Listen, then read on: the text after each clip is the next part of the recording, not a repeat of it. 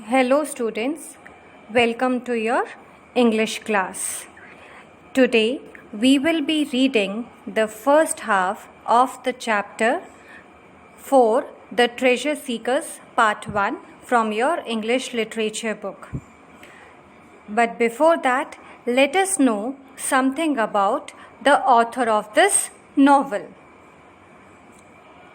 The author of the novel is E. Nesbit. She was born on 15th August 1858 and died on 4th May 1924. During her lifetime, she has written more than 60 books in literature, that means the stories and the poems for the children. She is a well-known English poet and author. And one of the famous story written by E. Nesbit is the story of the treasure seeker. This chapter is an extract from the novel The Story of the Treasure Seekers written by E. Nesbit. It revolves around the Bastable family, which consists of 6 children and their father. The Bastable family lives in their ancestral home, Lewisham Road in London. There is no mention of the mother in this story. Earlier, the family was quite rich, and now the family has lost its fortune, and the children are eager to regain the good fortune of their family and become rich quickly. So let us start reading of this chapter. Chapter 4, The Treasure Seeker 1. This extract has been taken from E. Nesbit's The Story of the Treasure Seekers. In the novel, the 6 children of Bastable family try out ridiculous ideas to get rich quickly, often with hilarious results.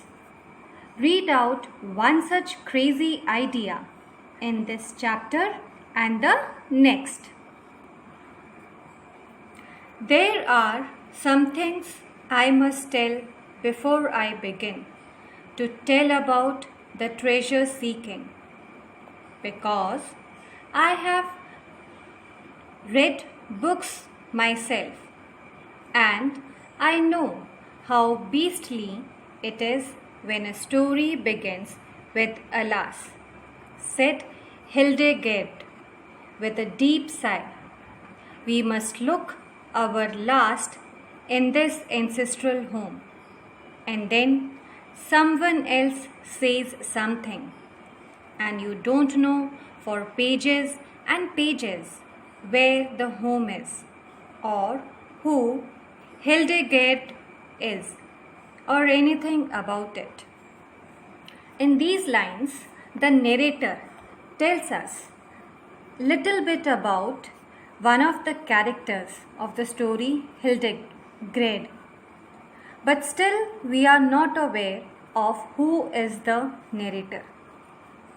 The narrator, through Hildegard, tries to tell us that this story is little different from the other stories because it has got an interesting concept which we will come to know as we read out the story. Our ancestral home is in Lewisham Road. We are the Bastables. Bastable is the surname of the family, and the narrator tells us that they live in their ancestral home, which is located in Lewisham Road in London. There are 6 of us besides our father. So in total, there are 7 members in the family, 6 children and a father. Dora is the eldest. then Oswald, and then Dickie. Alice and Noel are twins. They are 10. And Horace Octavius is my youngest brother. So, among the 6 children, Dora is the eldest child of the family. After Dora, it is Oswald and Dickie. And then Alice and Noel are twins. They are of 10 years. And the youngest in the family is Horace Octavius. It is one of us who tells this story. But I shall not tell you who. Only at the very end, perhaps I will. Now the narrator is not ready to reveal its identity. It will be known to us who is telling the story to us only at the end of the chapter. It was Oswald who first thought of looking for treasure. Oswald often thinks of very interesting things. So Oswald is the first child, the first person to get a thought for looking the treasure and turning the fortunes of the family from bad to good. He always keeps on thinking some creative ideas and interesting things so that everybody gets engaged to it. And he did not keep it to himself, as some boys would often have done, but told the others and said, I will tell you what, we must go and seek for treasure. It is always what you do to restore the fallen fortunes of your house. So Oswald is a very open-minded child. Whatever the thought comes to him, he always tries to share it with the other members of his family.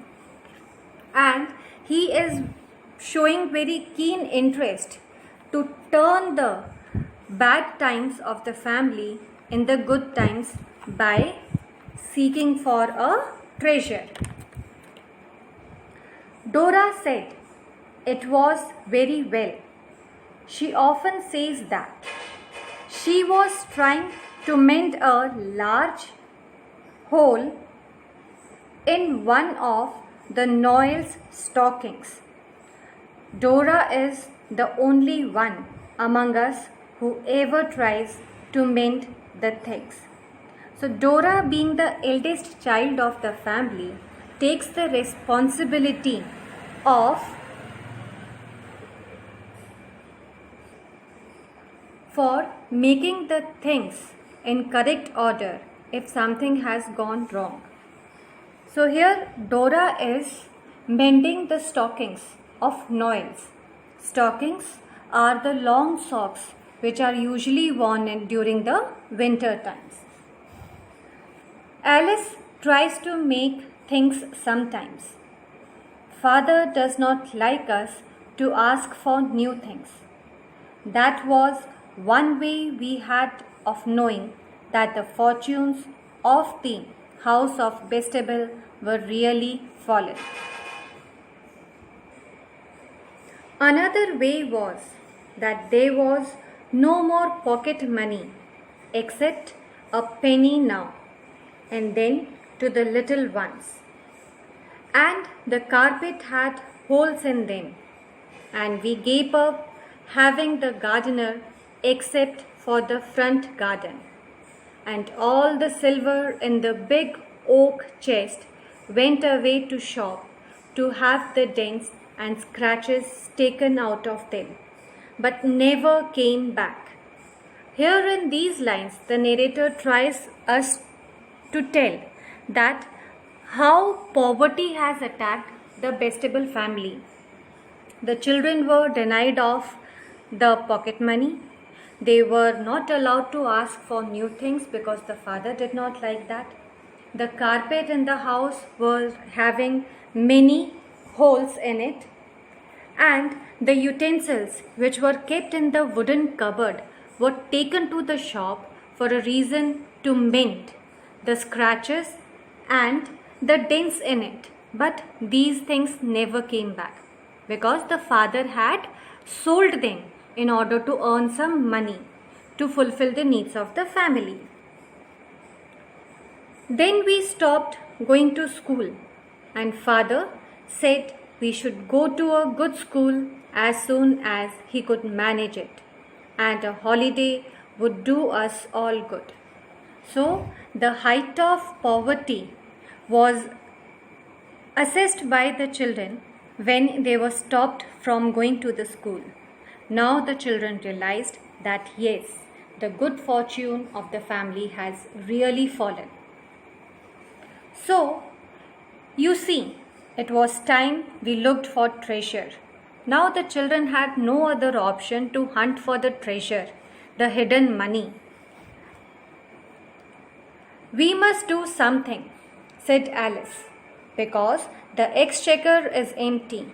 She rattled the money box as she spoke, and it really did rattle because we always keep the bad sixpence in it for luck.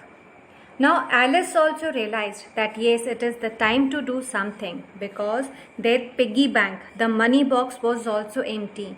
Only one coin was there. When they shaked the money box, they could hear the sound of that coin moving inside it. Yes, but what shall we do? Said Dicky. It's so jolly easy to say. Let's do something.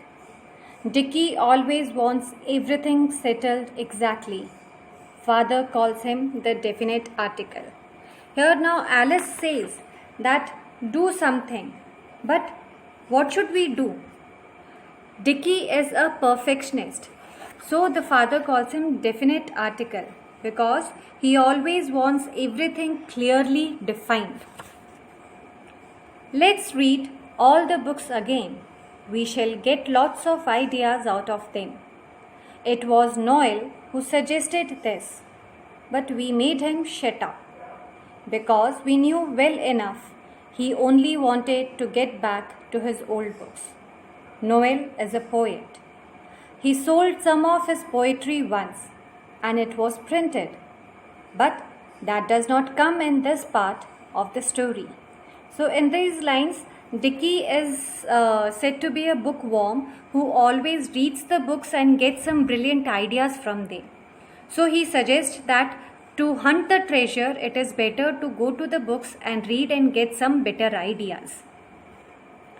Then Dicky said, "Look here, we will be quiet for 10 minutes by the clock and each think of some way to find treasure. And then we have thought we will try all the ways one after the other, beginning with the eldest." Then the idea came to Dicky that we all will be quiet and keep on thinking for better and better ideas. And all the ideas will be followed, starting with Dora, the eldest one in the children. "I shan't be able to think in 10 minutes. Make it half an hour," said Echo. His real name is Horace Octavius, but we call him Echo because of the advertisement. Now Horace Octavius got the name Echo because in London there is a cereal which is eaten during the breakfast. Like in India, many people eat oats. It was not so very long ago that he was afraid to pass the hoarding where it says "Eat Echo" in big letters. I remember the Christmas before the last. He woke in the middle of the night, crying and howling. He told me afterwards he had been dreaming that they really had come to eat Echo, and it couldn't have been the cereal. When you come to think of it, because it was so very plain. Well, we all sat quiet and thought and thought. So, now Echo says, That means Horace Octavi says that he will not be able to think in 10 minutes. He needs at least half an hour. And he got the name HO from an advertisement. And after that, every one of them sat quiet and kept on thinking and thinking. So you will be reading till here only, and tomorrow we will continue with the chapter.